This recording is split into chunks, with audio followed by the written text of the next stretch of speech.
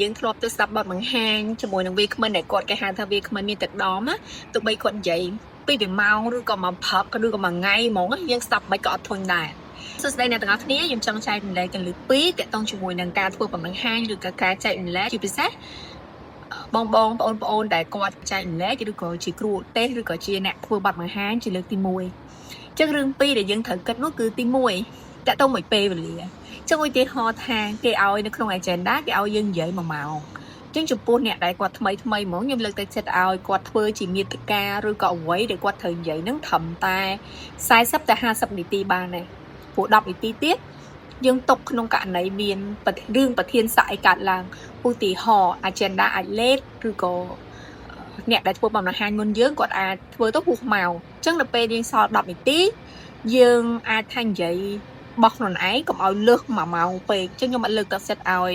អ្នកដែលគាត់ធ្វើបទបង្ហាញដំបូងថ្មីហ្នឹងគាត់លើសម៉ោងអីឯងសំខាន់គឺយើងមាននាឡិកាមើលខ្លួនឯងថាបើសិនជាដល់ម៉ោងហើយយើងត្រូវឈប់ត្រឹមបោះម៉ោងរបស់យើងប៉ុណ្ណឹងទៅរឿងទី2គឺការនិយាយដែលលើកដាក់សំឡេងបើសិនជាគេហៅថាវាគ្មិនដែលគាត់មានទឹកដមហ្មងគាត់មានបទពិសោធន៍ពេញខ្លួនគាត់ឡើងឆាកច្រើនអញ្ចឹងវាអត់ជាបញ្ហាសម្រាប់គាត់តែចំពោះបងប្អូនឬក៏បងប្អូនដែលទៅតែប្រឡូកថ្មីពេលខ្លះយើងភ័យផងឲ្យផងមិនបានតែគិតរឿងថានិយាយលើកដាក់សំឡេងមកចេះបើនិយាយទៅគឺស្មាថេងហ្មងអញ្ចឹងសំឡេងដែលស្មាថេងអាចធ្វើឲ្យទស្សនិកជនរបស់យើងឬក៏អ្នកស្ដាប់ហ្នឹងគាត់ឆាប់ធុញអញ្ចឹងខ្ញុំលើកទឹកចិត្តឲ្យយើងមានការលើកដាក់សំឡេងខ្លះឧទាហរណ៍ពេលយើងចង់សួរគាត់ណាតើបងប្អូនទាំងអស់គ្នាយល់យ៉ាងម៉េចដែរចំពោះប្រធានបទនេះឬក៏ពេលខ្លះយើងចង់បញ្ជាក់ពីចំណុចសំខាន់អីមួយយើងអាចរៀងលើកសំឡេងរបស់យើងសង្កត់ឲ្យរៀងធ្ងន់បន្តិចឬក៏ពេលខ្លះយើងអាចបន្ថយសំឡេងរបស់យើងនិយាយរៀងលក្ខណៈថារៀងតិចជាងមុនអាហ្នឹងក៏ជាការទាញចំណាប់អារម្មណ៍មួយដែរដែលសំឡេងរបស់យើងវាអត់នៅថេស្មើរហូតអញ្ចឹងខ្ញុំសង្ឃឹមថា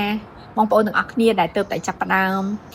ចែកម្លែកឬក៏ទៅចាប់ផ្ដើមធ្វើបទបង្ហាញលើកទី1អាចយកចំណុច2នេះទៅពិចារណាបានទី1គឺយើងត្រូវនិយាយកុំឲ្យលើសម៉ោងពេលវេលារបស់យើងដែលគេឲ្យនៅក្នុង agenda ទី2យើងត្រូវរៀននិយាយលើកដាក់សំឡេង